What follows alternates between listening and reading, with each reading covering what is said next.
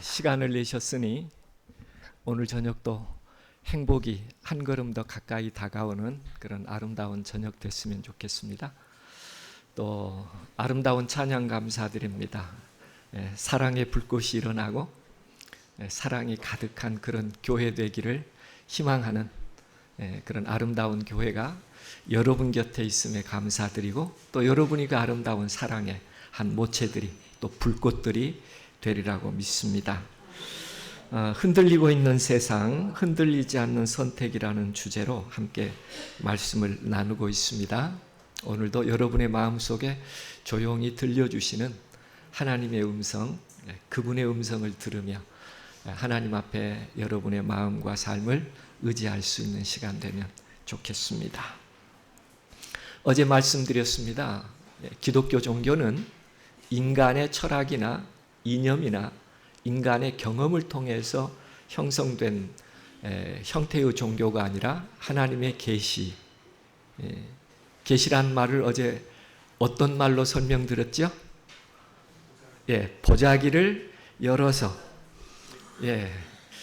아주 가장 잘 표현해 주신 하얀 옷 입으신 어르신, 마치고 그냥 가지 마시고 꼭 저를 뵙고 가십시오. 선물을 드리도록 하겠습니다. 아주 잘 표현해 주셨어요. 계시란 말은 보자기를 열어서 보여준다, 그런 뜻이 있어요. 감추어진 것을 보여준다. 오늘도 하나님의 사랑이 어떻게 역사 속에서, 예언 속에서 보여졌는가 하는 부분을 함께 나누려고 합니다. 성경을 이렇게 요약하곤 해요. 성경은 두 약속의 이야기다. 오래된 약속, 새로운 약속. 그래서 성경은 구약과 신약이라고 얘기해서 약속의 책이다, 이렇게 성경을 보는 분이 계셔요. 또 성경은 두 산의 이야기다 라고 성경 전체를 보는 분이 있어요. 하나는 신의 산에서 하나님이 율법을 주셨고, 또 하나는 갈바리 산에서 아름다운 사랑을 실현해 주기 때문에 성경의 이야기는 신의 산과 갈보리 산이라고 하는 이 두 산의 이야기로 요약할 수가 있다. 또 성경을 어떤 분은 두 도시의 특성으로 요약하는 분이 있어요. 창세기에 보면 바벨이란 도시가 나오고, 창세기에 보면 살렘이란 도시가 나와요.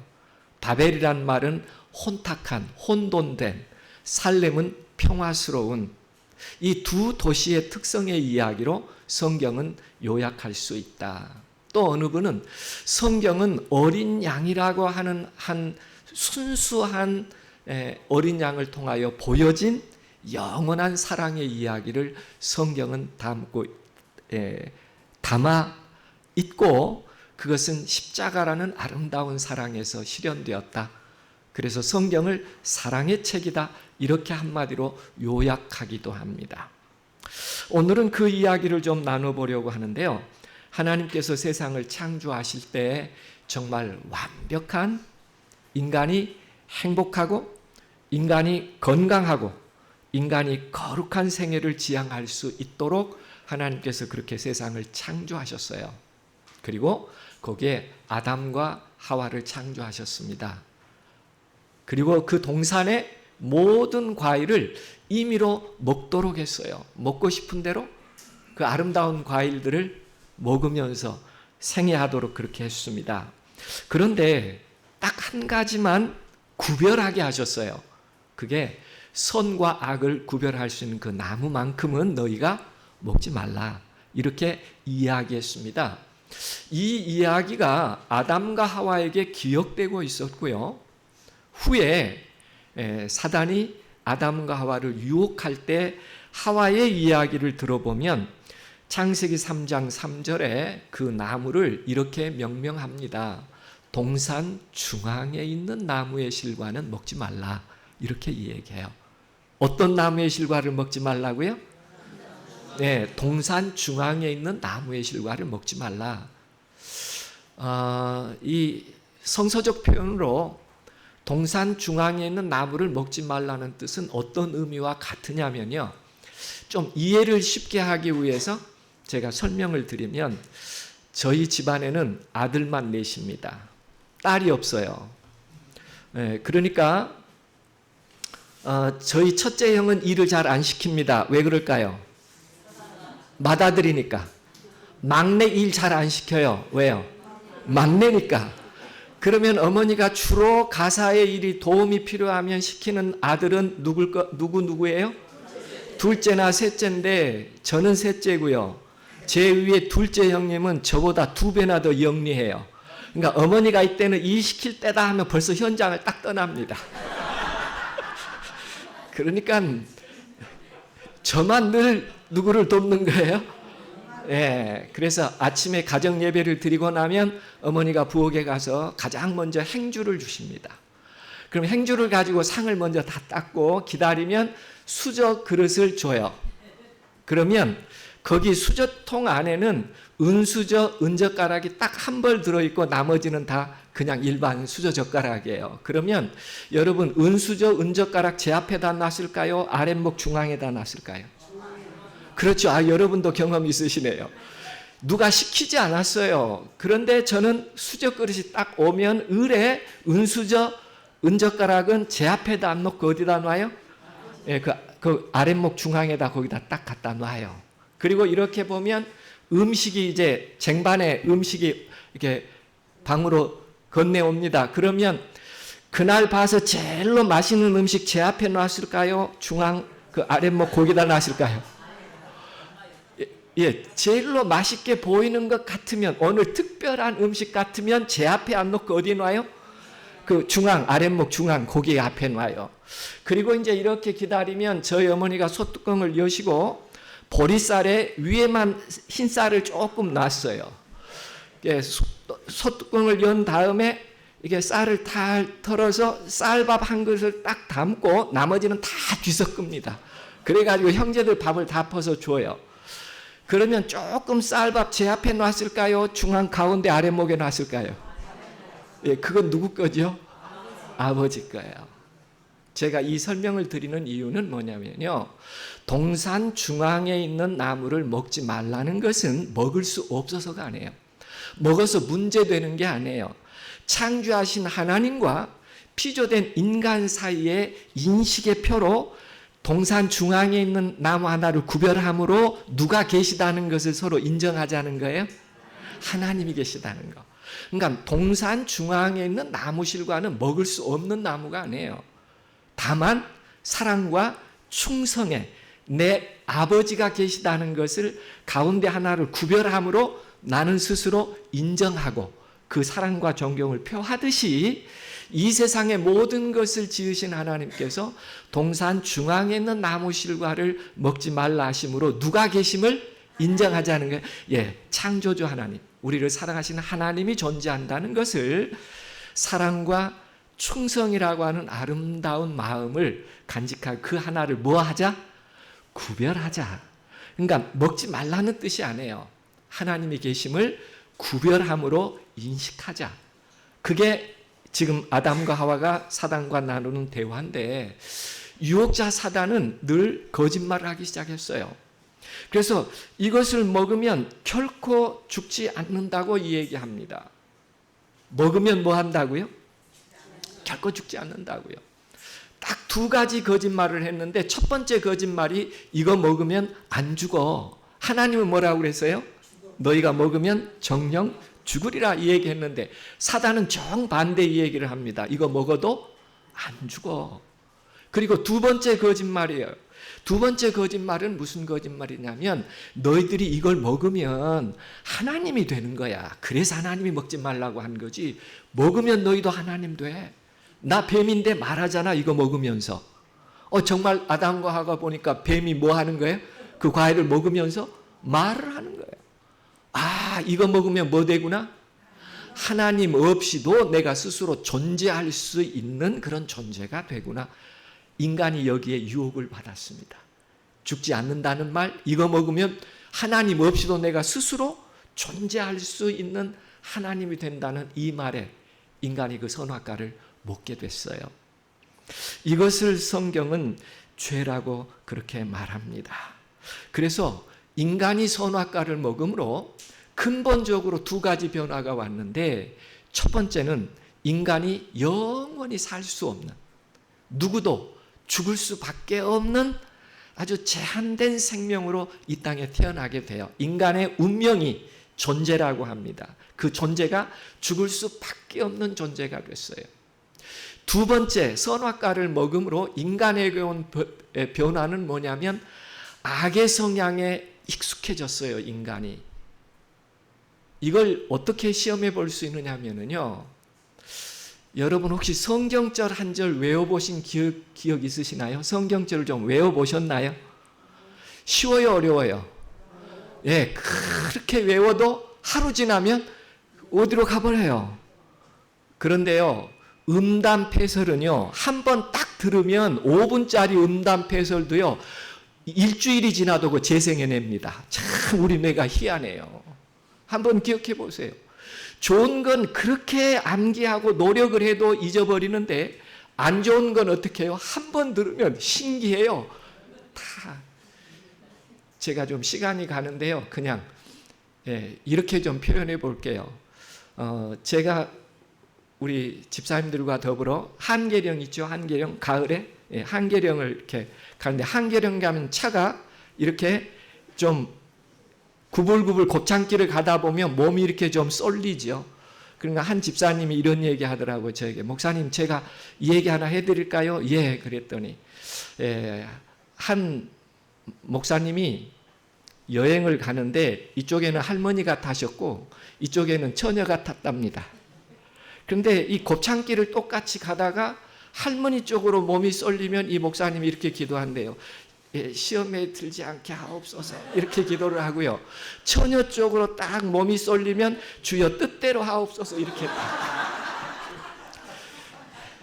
여러분 아마 이거 일주일 지나도 기억하실 거예요.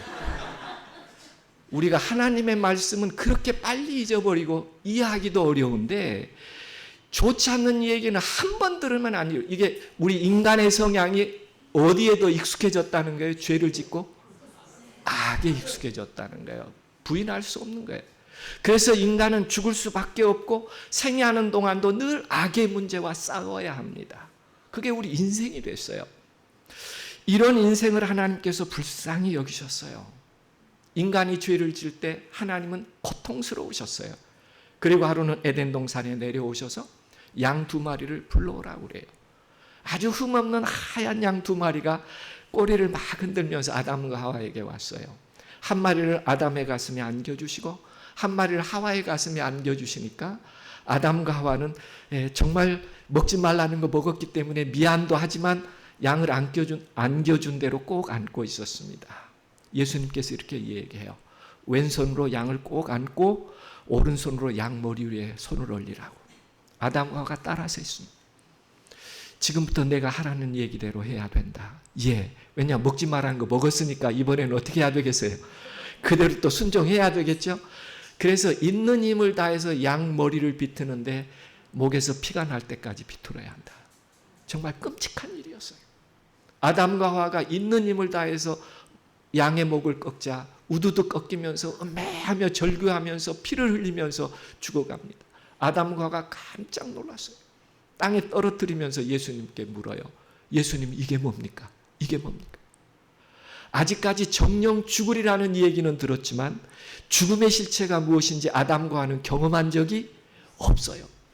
그들이 스스로 첫 번째 양을 희생함으로 피 흘려 죽자 이것이 무엇냐고 물으니 예수님께서 피 흘려 죽어버린 양 1마리를 아담의 가슴에 또 1마리를 하와의 가슴에 안겨주시면서 이것이 정령 죽으리라는 그 죽음이다 라고 인간에게 죽음의 실체를 처음으로 계시해 주셔요. 무엇인지 가르쳐 주셔요. 그때 아담과 하와가 입술이 파랗게 떨리면서 그럼 우리가 이렇게 하고 죽어야 된다 그 말입니까? 예수님께서 피 흘린 양을 안고 어쩔 수 없이 덜덜 떨고 있는 아담과 하와를 사랑의 손길로 꼭 껴안으시면서 이렇게 말씀합니다.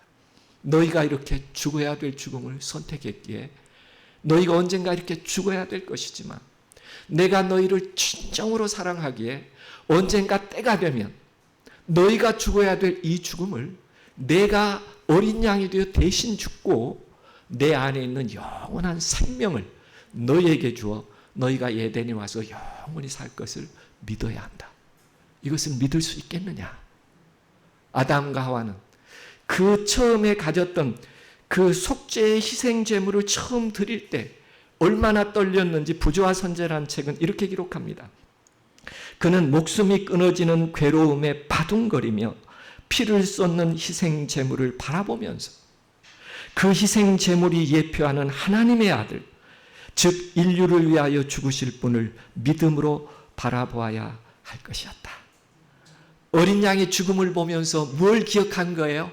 언젠가 하나님의 아들이 죄 지은 인간을 위하여 그의 모든 생명을 대신 버리시고 그의 영원한 생명을 인간에게 다시 주겠다는 약속을 기억하도록 하게 된 것입니다.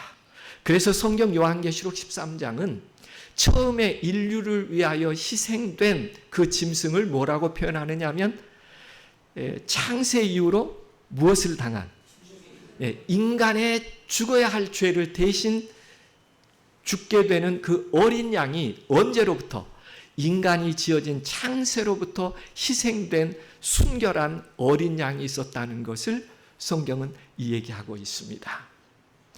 아담과 하와는 이 약속을 받고 에덴 동산 밖에 거하게 됐지만 죄 없는 희생양을 통하여 언젠가 이 죽음의 문제를 해결하실 그리스도께서 오실 것에 대한 믿음을 간직했고 이 아름다운 희생의 제물들은 역사적인 시대를 통하여 끊임없이 언젠가 그리스도께서 생명을 희생하실 어린 양이 되신다는 믿음을 고백하게 되었습니다. 왜냐하면 인간에게 죄가 있을 때마다 이 어린 양의 희생을 기억하라고 하셨기 때문에 그래요. 그래서 성경에는 피 흘림이 없은즉 죄 사함이 없다라고 얘기하면서 아담과 하와의 자녀 중에 가인과 아벨도 제사를 드릴 때 누구의 제사를 하나님께서 받아주시죠? 아벨이요. 왜요? 어린 양의 희생을 통한 제사를 드렸기에. 그것뿐만 아닙니다. 성경 역사에서 셋의 후예들의 가계를 쭉 보면 노아가 단을 쌓고 어린 양의 희생을 드려요. 그런가 하면 아브라함도 이삭도 야곱도 어린 양의 희생을 단을 쌓고 드리면서 언젠가 이 땅에 오실 하나님의 아들인 그리스도에 대한 희생을 믿음으로 고백하는 일을 계속합니다. 이스라엘 백성이 출애굽할 때 그 출애굽 당시의 성소라는 제도를 통하여 구체적으로 인간의 죄가 어떻게 용서함을 받는지에 대한 생활 속에서의 속죄의 경험을 하게 합니다. 시대가 지나면서 사사시대가 돼요. 이 사사시대에도 성경을 보면 모세가 단을 쌓고 여호와의 이름을 부릅니다. 여호수아가 단을 쌓고 하나님이 되시는 증거를 고백합니다. 기드온이 단을 쌓고 이름을 여호와 샬롬이라고 해요. 사무엘이 단을 쌓고 이름을 에베네셀이라고 해요. 계속 믿음의 부조들은 단을 쌓으며 여호와께서 허락하신 하나님의 사랑이 어떻게 어린 양을 통하여 이루어지는지를 끊임없이 믿음으로 고백하는 것이 이스라엘 역사예요. 그런가 하면 통일 왕국 시대 마찬가지입니다. 사울 왕도 다윗 왕도 솔로몬 왕도 다 단을 쌓고 희생의 번제를 통하여 언젠가 하나님의 사랑이 어린 양을 통하여 인류의 생명을 구원하실 일이라고 하는 것을 고백하게 합니다. 끊임없는 이스라엘의 약속들은 나중에 남북 왕조로 갈리게 되지만 남북 왕조 시대에도 엘리야를 통하여 느헤미야를 통하여 실질적으로 단을 쌓고 언젠가 이 땅에 오실 메시아에 대한 기다림, 그리스도에 대한 기다림을 그들은 끊임없이 간직했습니다. 이런 희생될 어린 양에 대한 믿음, 이 일을 히브리서에서는 이렇게 간단하게 묘사합니다. 이제 자기를 단번에 제사로 드려 죄를 없게 하시려고 세상 끝에 어떻게 하셨다고요? 나타나셨다고요.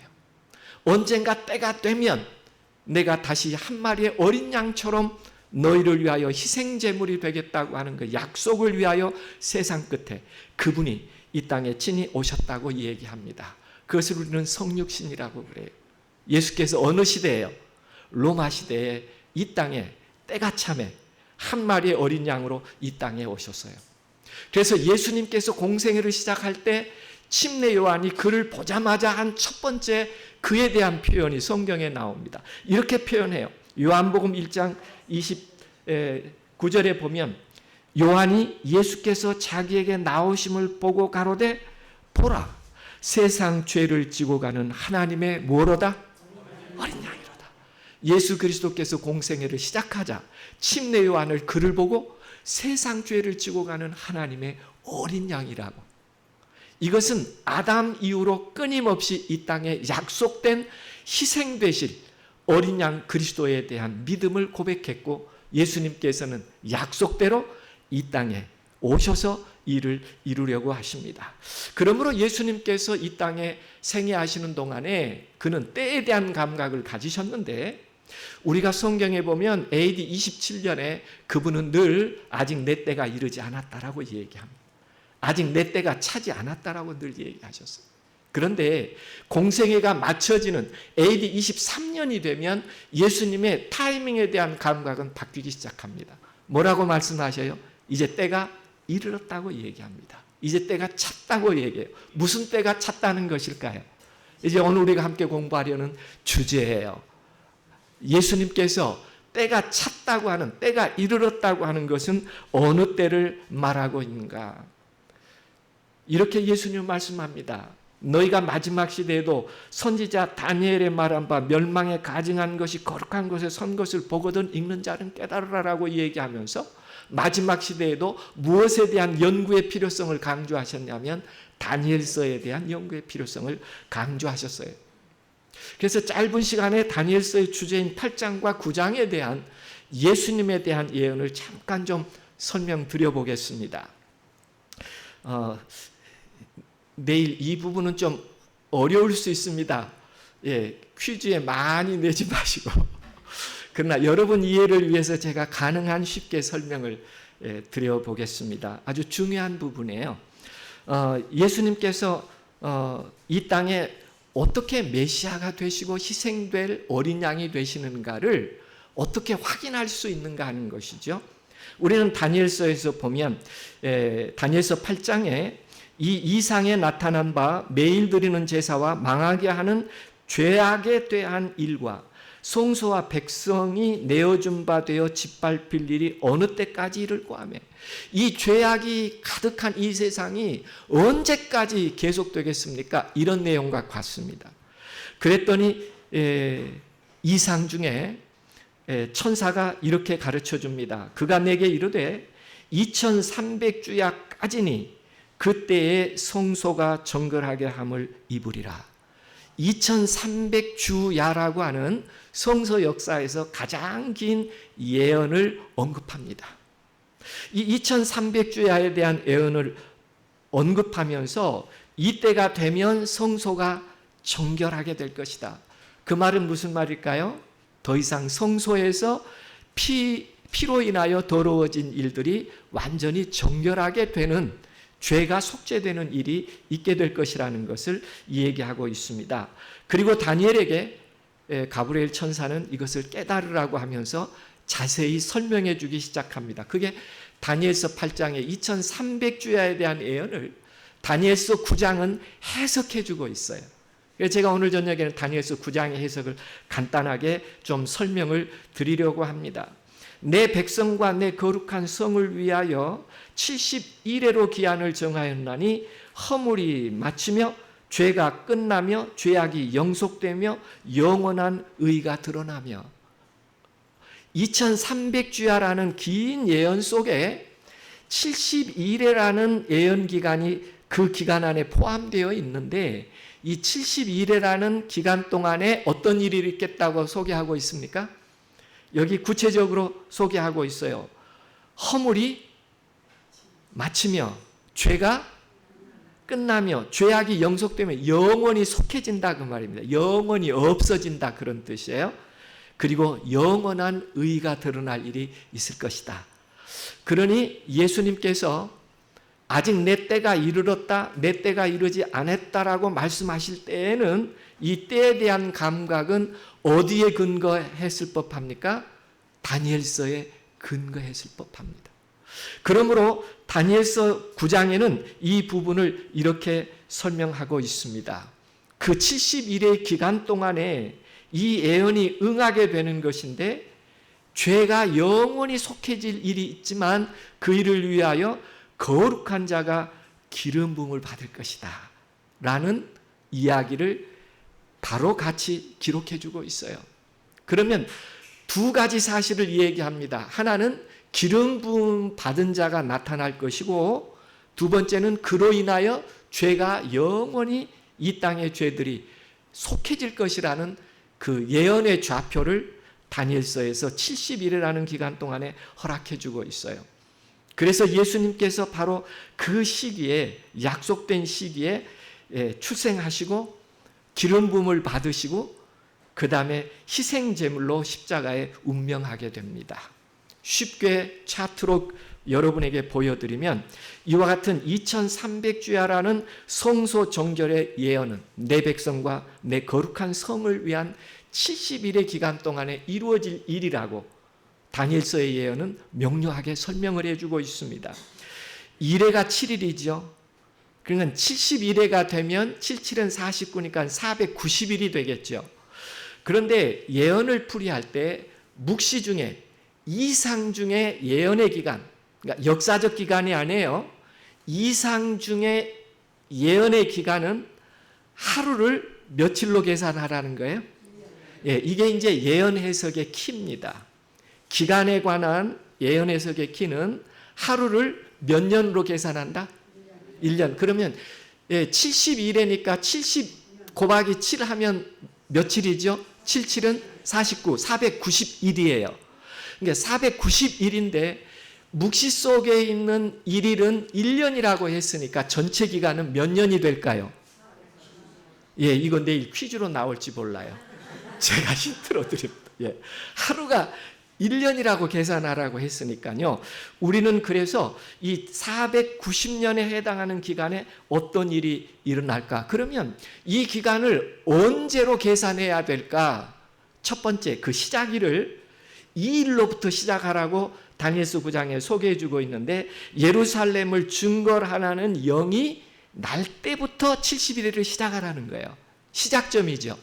그러면 언제 끝나게 되는가? 그 끝나는 점은 기름 부음을 받은 자 곧 왕이 일어나기까지 7일회와 62일회가 지날 것인데, 이런 과정을 통하여 끝나게 될 것이라고 얘기해요.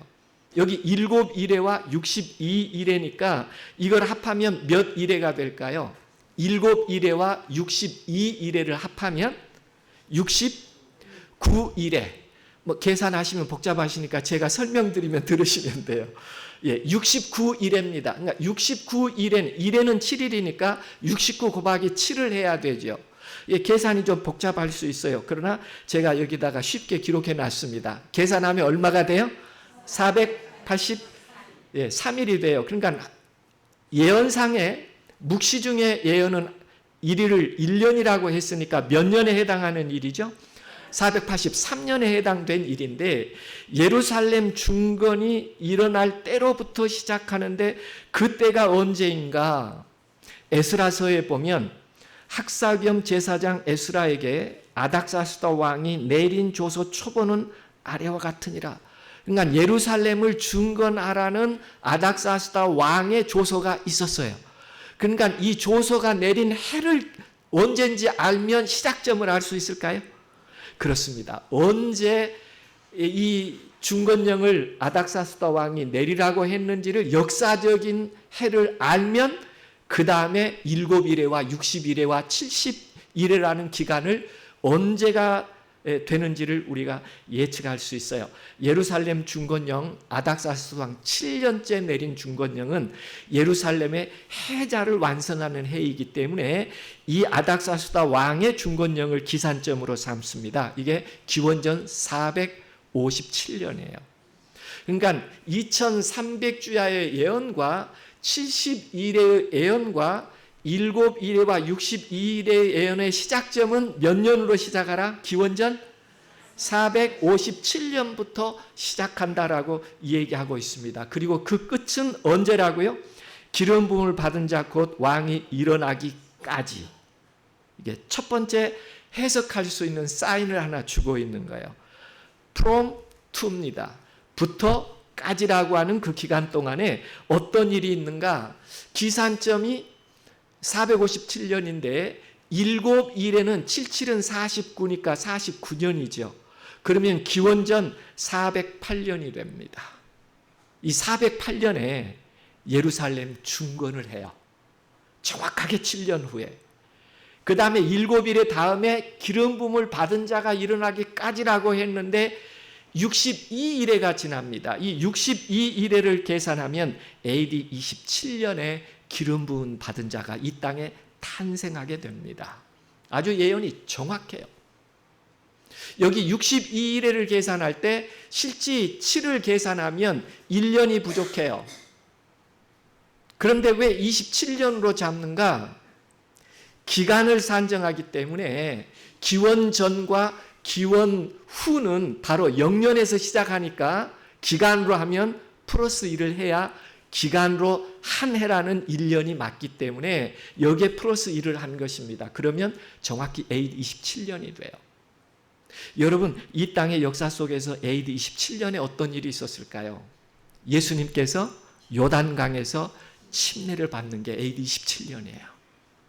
그래서 이 성경 예언은 이 땅에 오실 메시아가 언제 이 땅에 올지에 대하여 아주 정확하게 그 예언의 기산점에서 확증해 주고 있기 때문에 많은 메시아가 예수님 당시에도 있었어요. 그러나 왜 예수 그리스도를 인간을 구원한 메시아라고 말할 수 있느냐면 예언의 좌표에서 정확하게 그분이 이룬 예언의 좌표가 성경 예언과 일치하기 때문에 그렇습니다. 이해되시죠? 네, 그렇습니다. 그래서 AD 27년에 요단강에서 침례를 받을 때 사도행전은 이렇게 얘기합니다. 하나님이 나사렛 예수에게 성령과 능력을 기름 붓듯 하셨다고요. 그래서 그분이 공생애를 AD 27년부터 기름 부음을 받은 자로 시작합니다. 이스라엘의 역사 속에서 기름 부음을 받는 것은 왕을 세울 때, 제사장을 실지 직무로 세울 때는 항상 기름을 부었어요. 기름을 부었다는 말은 뭐예요? 그가 그 권한을 가지고 그 일을 행사할 수 있도록 인정해 주는 일입니다. 다시 말하면 AD 27년에 예수님께서 침례를 받음으로 하나님께 구별된 메시아로서의 활동을 시작하게 되었습니다. 그런데 그 다음에 예언이 더 중요해요. 그렇게 기름 부음을 받은 자가 많은 사람들로 더불어 한 일해 동안에 언약을 굳게 정하겠다. 한 일해 동안에, 이 한 일해는 어떤 일해냐면요, 70일해 중에 처음에 7일해가 맞춰질 때 예루살렘 중건령이 확인이 됐었죠. 62일해가 지나고 나니까 기름 부음 받은 자가 이 땅에 태어났죠. 그러면 70일해 중에 몇 일해가 남지요? 한 일해가 남지요. 그래서 이 한 일해에 대한 성경 예언의 해석입니다. 이 한 일해 동안에 어떤 일이냐면 AD 27년부터 한 일해니까 7년이죠. 그러면 34년이 돼요. 그런데 성경은 이 한 일해 동안에 어떤 일이 있느냐면 그가 기름 부음을 받은 자가 그 일해의 절반에, 그 일해 7년의 절반에 제사와 예물을 금지할 것이며, 뭘 금지한다고요? 제사와 예물을 금지할 것이며, 이 한 일해의 절반은 AD 31년이 됩니다. 제가 조금 이해하기 쉽게 시간은 가지만 좀 설명을 드리면 이렇습니다. 초등학교 다닐 때 여러분 그 조회한 경험 있으시죠? 그러면 교장선생님이 나오기 전에 교감 선생님이 마이크를 잡고 전체 차렷, 교장 선생님이 단상에 등단하십니다. 이러면 다른 선생님 한 분이 대신, 교장 선생님 대신 단에 올라가 섭니다. 그러면 전체 차렷, 교장 선생님께 경례하면 학생들이 다 인사를 해요. 기억나십니까? 예행 연습했죠. 예행 연습. 그러다가 이제 진짜 교장 선생님이 오십니다. 그러면 차렷, 교장 선생님께 경례하면 다 경례해요. 그럼 교장 선생님이 훈사해요. 그 다음에 또 예행 연습해요, 안 해요? 왜 안 해요? 그 실제 교장 선생님이 오셨으니까. 그러니까 이 제사와 예물을 폐지한다는 말은 아담 이후로 예수님이 오신다는 표상으로 끊임없이 어린 양을 예행으로 실행했는데 한 일의 절반에는 누가 그 일을 할 거라는 거예요. 어린 양의 일을 예수님이 실제 십자가에서 한 마리 어린 양처럼 희생될 일을 완성하실 것이다. 아주 성경 예언은 예수님께서 어느 해에 어떻게 희생하실지에 대하여 다니엘서 8장과 9장에 정확하게 예언되어 있고, 그 정확한 성서 예언대로 예수님께서는 AD 31년 첫 번째 달 14일 6월절입니다. 오후 3시 양을 잡는 그 시간에 예수님께서 십자가에서 다 이루었다고 운명하시면서 한 마리 어린 양의 희생처럼 피 흘려 인류를 위하여 죄를 용서하기 위한 자기 생명을 희생하십니다. 아주 정확해요. 이스라엘 백성들이 6월절부터 끊임없이 지켜서 양 잡았던 그 시간에 예수님이 정확히 십자가에서 운명하십니다. 성경은 호리도 의심이 없이 성경 예언이 얼마나 정확하게 인류를 구속한 하나님의 사랑이 성취됐는지를 다니엘서 예언 속에서 우리는 정확하게 이해할 수 있어요. 그래서 예수님께서 마지막 운명하실 때 어떻게 말씀하시고 운명하셨어요? 다 이루었다. 다 이루었다는 건 뭘 다 이루었다는 얘기일까요? 아담 때로부터 인류를 생명으로 사랑으로 다시 영원한 생명을 주기 위하여 내 생명을 버리겠다는 그 약속을 십자가에서 다 이루었다고 약속하셨어요. 정말 감사한 일이에요. 알고 보면 얼마나 은혜스러운 일인지 모릅니다. 그러므로 더 이상 예행 연습이 필요 없기 때문에 성소의 휘장이 위로부터 아래로 갈라졌어요. 더 이상 이제 뭐 할 필요 없다는 거예요. 어린 양 가지고 성소 갈 필요 없다는 거예요. 누가 우리의 죄를 용서하시니까요.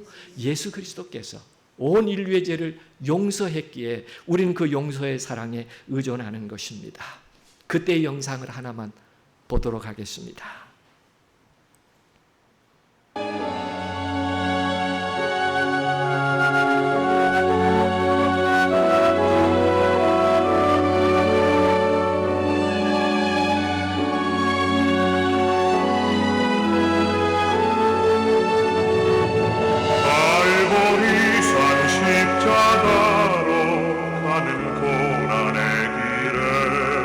수많은 사람들이 모였네. 갈보리 산 위에서 죽으신 예수 보러 모였네. 갈보리 산 십자가로 가는 고난의 길에 우리 주님 메시아가 가시네.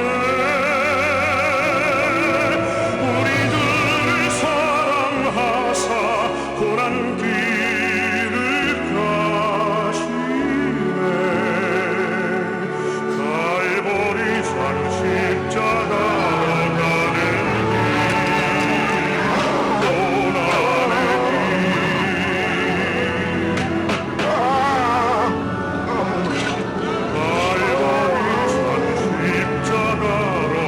가는 길, 고난의 길. 갈보리 산 십자가로 가는 고난의 길을 수많은 사람들이 모였네. 갈보리 산 위에서 죽으신 예수 보러 모였네.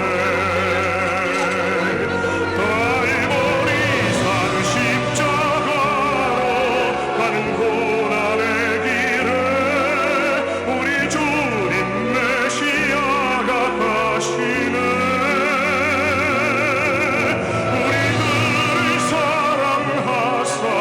고난 길을 가시네.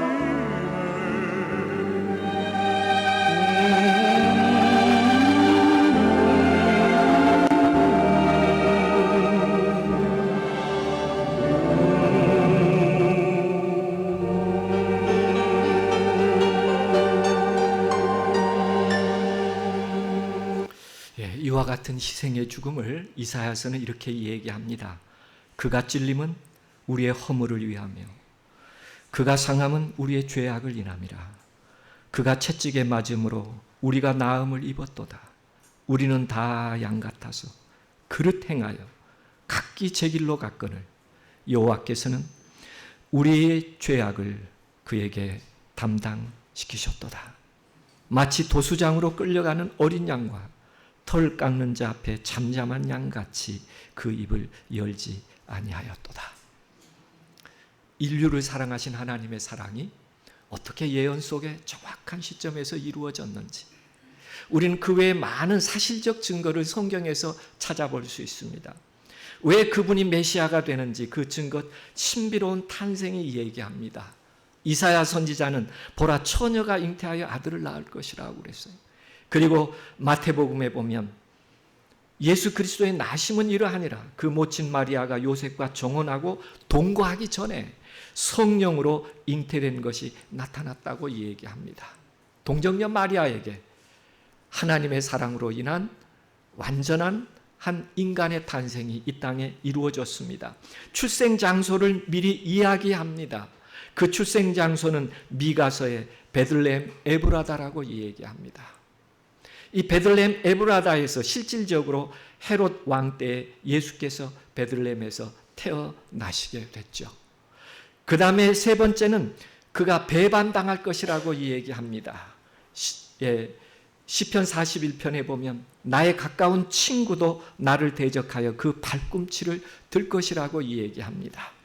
요한복음에 보면 내가 한 조각을 찍어다가 주는 자가 나를 팔 자라고 얘기하면서 가룟진 시몬 유다가 자기를 팔 것에 대해서 얘기합니다. 그 파는 값도 구약 성경에 미리 얘기하고 있어요.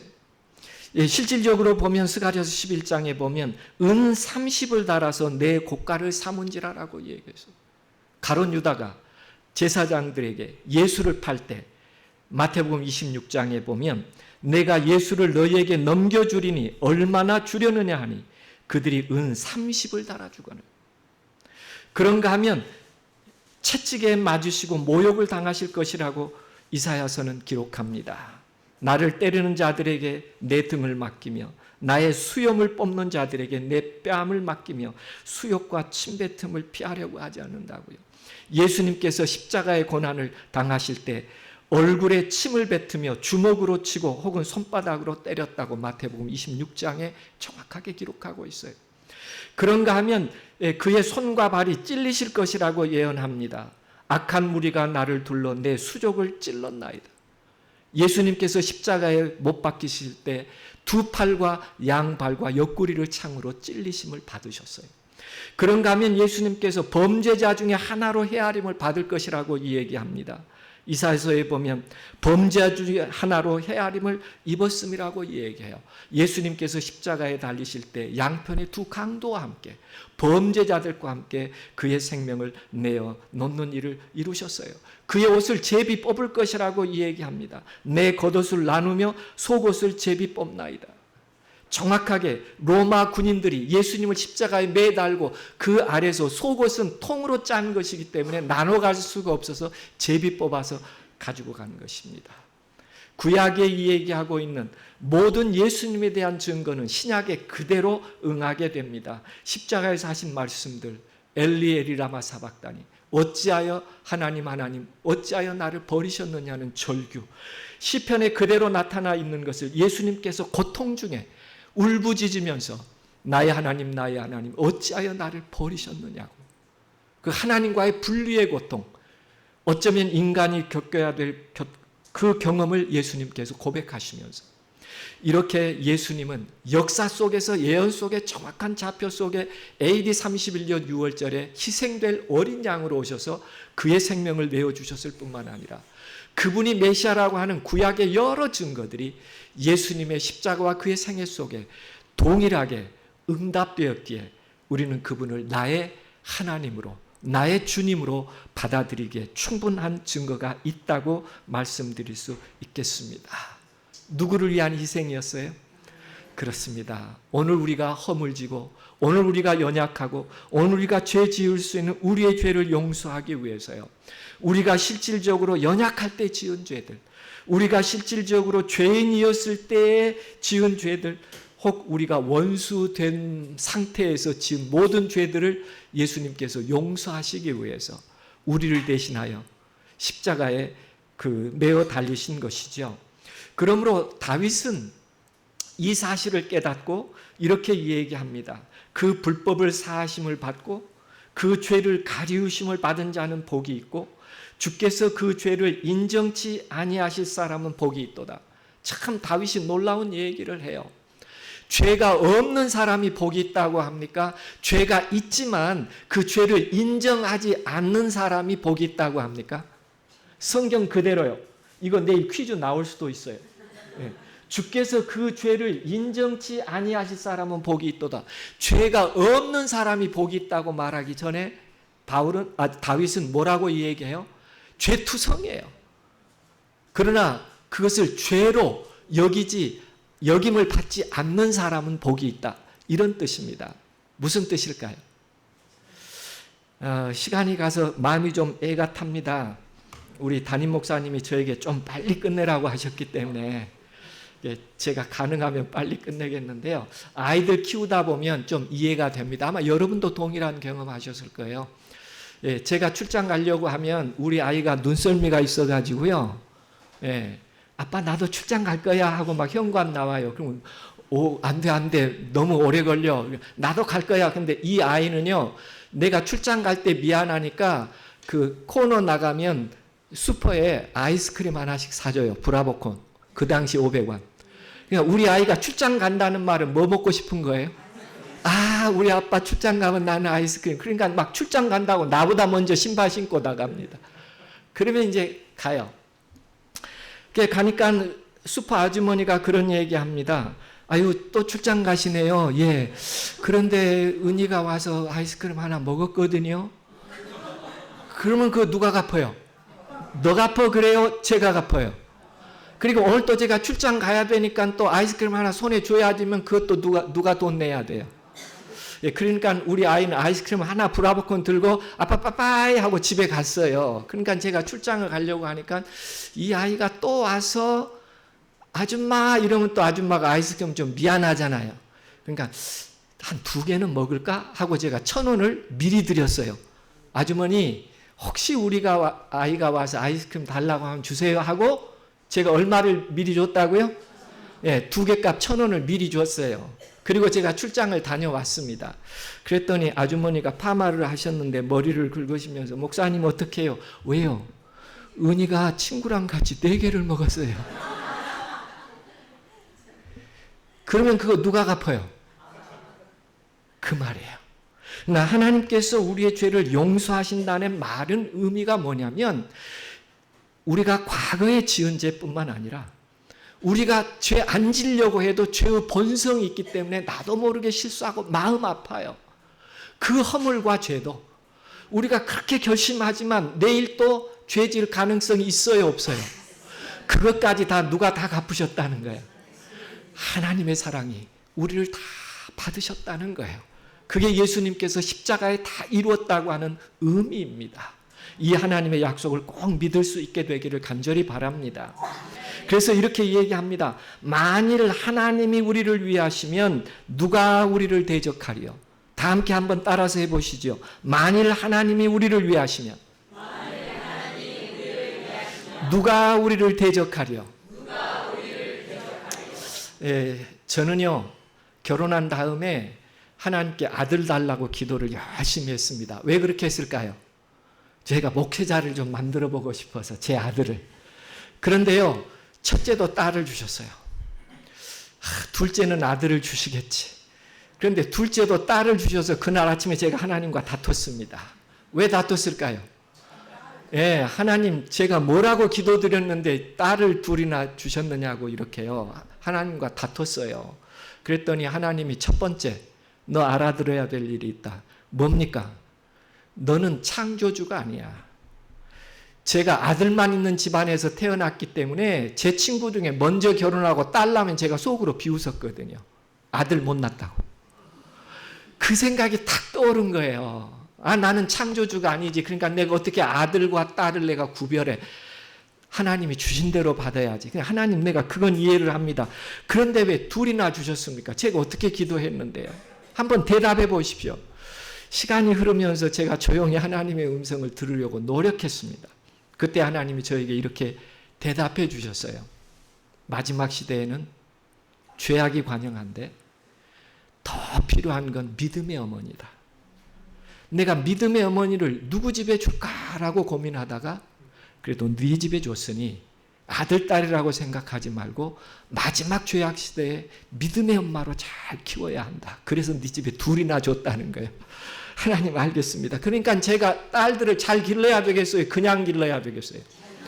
그래서 이제 제가 제 마음에 준 빗대로 우리 아이 엄마랑 교육 계획을 세웠습니다.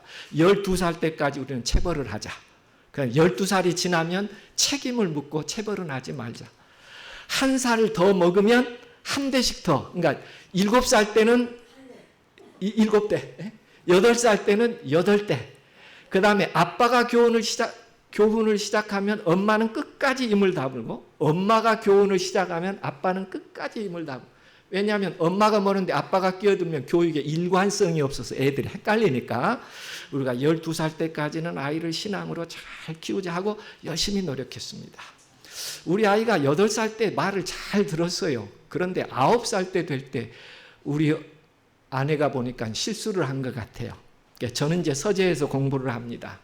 그러니까 이제 아이 엄마가 좀 화가 나고 실망을 했어요. 그러니까 이제 사랑의 매를 가져왔습니다. 너 오늘 몇 대 맞아야 돼? 그러니까 몇 살이에요? 9살이잖아요. 그러니까 몇 대 맞아야 됩니까? 그러니까 이 아이가 엄마 이제는요 절대 내가 정신 차리고요 절대 잘할게요. 오늘은 안 맞아도 돼요. 막 이러니까 아이 엄마는 양보가 안 돼요. 예? 분명한 교훈을 주기 위해서 아이 엄마가, 그러니까 아이 엄마가 이렇게 매를 드니까 아마 제가 서재에 앉았는데 이제 막 소리가 들리거든요. 우리 아이가 매끝을 이렇게 손으로 잡은 것 같아요. 그러니까 아이 엄마 말이, 너 엄마가 사랑으로 때리기를 원하니 화가 나서 때리기를 원하니 그 매끝을 안 놔? 이렇게 또 얘기하니까 그러다가 우리 아이가 너무 맞기가 싫은 거예요. 너무 맞기가 싫은 거예요. 착하게 잘 컸는데 이제 본인도 실수한 건 이해를 했어요. 제가 들으니까 뭐라고 하냐면 엄마 그러면요 제가 맞기는 하는데요 오늘은요 5개만 맞아도요 정신을 바짝 차릴 수 있겠어요. 이렇게 얘기해요. 9대니까 적어도 몇 대까지는 깎아보고 싶은 거예요. 5대까지는요. 아이 엄마도 이게 내가 즐거워서 때린 건 아니잖아요. 그럼 너 5개만 맞아도 정신을 차릴 수 있겠니? 네. 그러니까 이제 합의가 된 것 같아요. 그런데 9대를 맞아야 되는데 5대를 때리니까 엄마의 손에 뭐가 조금 더 들어갔을까요? 그렇죠. 횟수가 줄었으니까 강도를 높였겠죠. 교육 효과를 위해서. 그러니까 하나 하고 철썩 맞았는데요. 1시 동안 세상이 고요했어요. 그러더니 그 다음에 으아 하는 아이 소리가 나는데 그 다음 몇 마디가 뭐냐면 엄마 쉬었다 맞으면 안 돼요. 이 소리가 들려요. 저희 부부 사이에 약속이 분명히 있었지만 저도 모르게 의자에서 제가 벌떡 일어났어요. 그리고 방문을 열고 은희야 이렇게 불렀습니다. 그 순간 우리 딸이 어떻게 했을까요? 제가 나타나는 걸 보자마자 아빠 그러더니 저의 목을 꽉 껴안은 거예요. 그래서 제가 한 대 맞았지만 우리 아이 엄마한테 오늘은 내가 얘기할게. 그리고 제가 서재로 데리고 왔어요. 제 가슴에 안겨서 한참을 헛걱거리고 울어요. 그래서 제가 우리 아이한테 이제 밖에 나가서 놀아도 돼. 그랬더니 오늘은 밖에 안 나간대요. 그리고 이제 저녁이 됐습니다. 저희가 기도하고 잠을 자요. 그럼 우리 아이 엄마가 제가 잠들면 우리 아이 깨워가지고 4대 더 때릴까요? 아니면 그냥 다 같이 잘까요? 네, 누가 괜찮다고 했으니까요. 아빠가요. 제가 성경을 읽다가요. 이 성경 구절이 그렇게 제게 다가왔어요. 어떻게 해요? 만일 의롭다 하시니가 하나님이십니다. 여러분 이 이야기가 얼마나 중요한 얘기인지 모릅니다. 누가 능히 하나님의 택하신 자들을 송수하리요. 의롭다 하시니는 하나님이시니 누가 정죄하리요. 우리가 이 사랑 가운데 거하는 것이 행복입니다. 흔들리는 세상에 흔들리지 않는 선택을 할 수 있다면 이 참 사랑을 마음속에 받아들일 수 있게 되기를 간절히 원합니다. 하나님이 주신 은혜예요. 성경이 이 사실을 깨닫는 사람은 하나같이 이렇게 고백합니다. 누가 우리를 그리스도의 사랑에서 끊으리요? 환난이나 공고나 핍박이나 기근이나 적신이나 위협이나 칼이랴. 이 모든 일에 우리를 사랑하시는 이로 말미암아 우리가 뭐하리라? 넉넉히 이기리라. 아멘입니까? 오늘 이 약속의 말씀을 마음으로 받아들일 수 있게 되기를 간절히 바랍니다. 이 사실을 깨닫는 사람은 내 안에 생명이 있음을 기뻐하면서 우리 주 그리스도 예수 안에 있는 하나님의 사랑에서 끊을 수 없다고 하는 이 확실한 하나님의 약속을 내 믿음으로 붙잡으면서 흔들리는 세상에 흔들리지 않는 선택을 할 수 있습니다. 성경은 여러 번 우리의 죄를 용서한다고 반복적으로 이야기합니다. 너희 모든 죄를 주의 등에 던졌다고 얘기합니다. 우리의 죄를 우리에게서 멀리 옮기셨다고 얘기합니다. 너희 죄를 안개의 사라짐같이 깨끗이 도말했다고 얘기합니다. 너희 죄를 다시는 기억하지 않겠다고 약속합니다. 오늘 제가 시간을 더 길게 가질 수가 없네요. 아름다운 이 하나님의 사랑, 성경 예언 속에 AD 31년에 십자가에 운명하신 그 사랑, 끊임없이 그분의 신원을 예언 속에 확인해 준 예수 그리스도를, 그 아름다운 사랑과 함께 오늘 내 마음속에 내 죄를 사하시는 하나님으로 받아들일 수 있게 되기를 간절히 원합니다. 아멘. 여러분의 마음에 아멘의 하나님께서 응답해 주시기를 간절히 바라면서 기도드리시겠습니다.